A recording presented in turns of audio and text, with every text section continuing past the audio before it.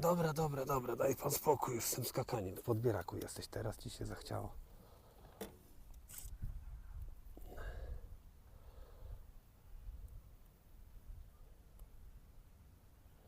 No, połknął.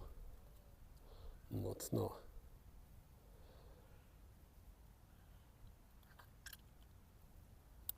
Opa.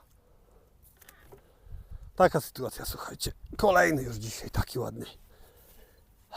Leszczynka, proszę bardzo. Ja wiem, 20, no 40 parę centymetrów.